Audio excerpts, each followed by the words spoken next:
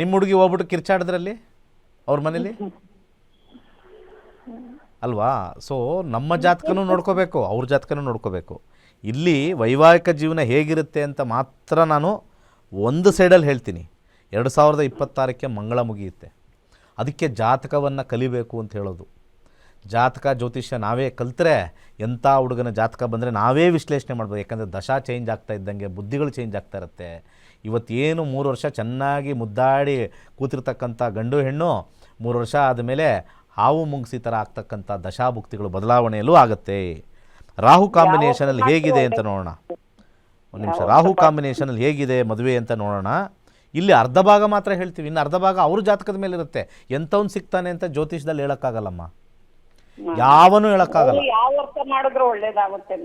ಯಾವ ವರ್ಷ ಮಾಡಿದ್ರೂ ಒಳ್ಳೇದಾಗುತ್ತೋ ಕೆಟ್ಟದಾಗುತ್ತೋ ದಶಾ ಮೇಲೆ ನಿಂತ್ಕೊಳ್ಳುತ್ತಮ್ಮ. ಇದೇ ಸಮಸ್ಯೆ ಆಗಿರೋದು ನಿಮಗೆಲ್ಲ.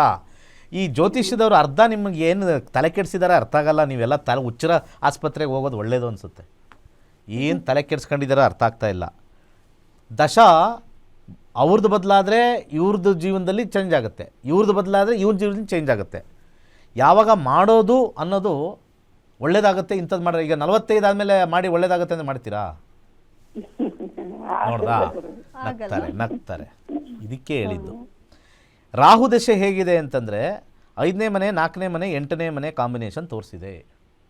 ವೈವಾಹಿಕ ಜೀವನದಲ್ಲಿ ಮದುವೆ ಆಗಿ 6 ತಿಂಗಳು 1 ವರ್ಷದೊಳಗೆ ಇವರ ಜಾತಕದಲ್ಲಿ ಆಸಕ್ತಿ ಕಮ್ಮಿ ಆಗುತ್ತೆ. ವಿವಾಹದಲ್ಲಿ ಯಾರನ್ನ ಮದುವೆ ಆದರೂ ಕೂಡ ಇವ್ರಿಗೆ ಆಸಕ್ತಿ ಕಮ್ಮಿ ಆಗುತ್ತೆ. ಗಂಡಿನ ಜಾತಕದಲ್ಲಿ 2ನೇ ಮನೆ, 7ನೇ ಮನೆ, 9ನೇ ಮನೆ ನಡೀತಾ ಇದ್ದರೆ ದಶಾದಲ್ಲಿ ಇದನ್ನು ಉಳಿಸ್ಕೊಂಡು ಹೋಗ್ತಾರೆ ಅವರು ಅವರ ಜಾತಕದಲ್ಲಿ. ಅವರ ಜಾತಕದಲ್ಲೂ ಕೂಡ 1ನೇ ಮನೆ, 6ನೇ ಮನೆ, 5ನೇ ಮನೆ ಅಥವಾ 4ನೇ ಮನೆ, 8ನೇ ಮನೆ ಬಂದರೆ ಇಬ್ಬರು ಕಿತ್ತಾಡ್ತಾರೆ. ಅವರ ಜಾತಕದಲ್ಲಿ ಏನಾದ್ರು 6, 10, 12 ಬಂದುಬಿಟ್ರೆ ಇವ್ರದ್ರಲ್ಲೂ ಕಮ್ಮಿ ಇದ್ದು ಅವ್ರದ್ದು ಇದ್ದಿದ್ದು ಕಮ್ಮಿ ಇದ್ದರೆ ಡಿವೋರ್ಸ್ಗೆ ಹೋಗುತ್ತೆ. ಇದು ಜ್ಯೋತಿಷ್ಯದಲ್ಲಿ ಬರೆದಿಟ್ಟಿರ್ತಕ್ಕಂಥ ಶಾಸ್ತ್ರ. ಯಾವನಾದರೂ ಆ ಶಾಂತಿ ಮಾಡಿ, ಕದಳಿ ವಿವಾಹ ಮಾಡಿ, ಕುಂಭ ವಿವಾಹ ಮಾಡಿ ಅಂತಂದರೆ ಅದರಂಥ ಬಂಡಲ್ಲು, ಅದರಂಥ ಬೋಗಸ್ಸು, ಅದರಂಥ ಕೆಟ್ಟ ಕರ್ಮ ಮಾಡಿಸ್ದವನಿಗೂ ಬರುತ್ತೆ, ಮಾಡ್ತಾ ಇರೋರಿಗೂ ಬರುತ್ತೆ. ಹಾಗಿದ್ರೆ ಕರ್ಮಫಲ ಅಂದರೆ ಏನು? ಜ್ಯೋತಿಷ್ಯದಲ್ಲಿ ಏನಿದೆ?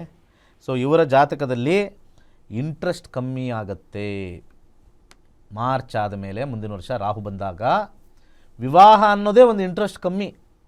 ಅದರಲ್ಲಿ ಏನಾದರೂ ಸ್ವಲ್ಪ ತಲೆ ತಿನ್ನೋರು ಸಿಕ್ಬಿಟ್ರೆ ಇದ್ದಿದ್ದು ಇವ್ರಿಗೆ ರೋದನೆ ಆಗಿಬಿಡುತ್ತೆ. ಸೊ ಅವರ ಜಾತಕದ ಮೇಲೇ ಡಿಪೆಂಡ್ ಆಗುತ್ತೆ ಈ ಜಾತಕ. ಇವಾಗ ಇದರಲ್ಲಿ 50% ಮ್ಯಾರೇಜ್ ಗುಡ್.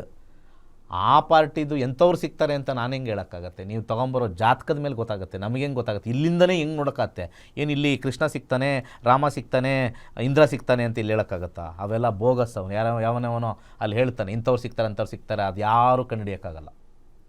ಅವರ ಜಾತಕದ ಮೇಲೆ ಮಾತ್ರ ಸಿಗುತ್ತೆ ಅಷ್ಟೇ. ಅವರ ಜಾತಕದಲ್ಲಿ ಕಾಂಬಿನೇಷನ್. ಕೆಲವ್ರಿಗೆ ಇದು ಇನ್ನೊಂದು ವಿಚಾರ ಹೇಳೋಕ್ಕೆ ಇಷ್ಟಪಡ್ತೀನಿ. ಕೆಲವ್ರಿಗೆ ದುಡಿಯೋರು ಬೇಕಾಗುತ್ತೆ. ಅವ್ನು ಹೆಂಗಾರು ರೇಗಾಡ್ಕೊಳ್ಳಿ, ನನ್ನನ್ನು ಚೆನ್ನಾಗಿಟ್ಟಿರಬೇಕು, ಕಾರಲ್ಲಿ ಓಡಾಡಿಸ್ಬೇಕು, ಊರೆಲ್ಲ ಸುತ್ತಾಡಿಸ್ಬೇಕು, ಹೆಂಗಾರು ಬೇಕಾದ್ರೆ ರೇಗಾಡ್ಕೊಳ್ಳಿ, ನಾನು ಸುಮ್ಮನಿರ್ತೀನಿ ಅಂತ. ಕೆಲವ್ರಿಗೆ ನನಗೆ ದುಡ್ಡು ಕೊಡೋದು ಅದು ಇದು ಬೇಡ, ಅವ್ನು ಸಮಾಧಾನವಾಗಿ ಸುಮ್ಮನೆ ಇರಬೇಕು, ಸೈಲೆಂಟಾಗಿರಬೇಕು, ನನಗೇನು ಜಾಸ್ತಿ ಕೇಳಬೇಡ, ಆ ಥರ ಬರುತ್ತೆ.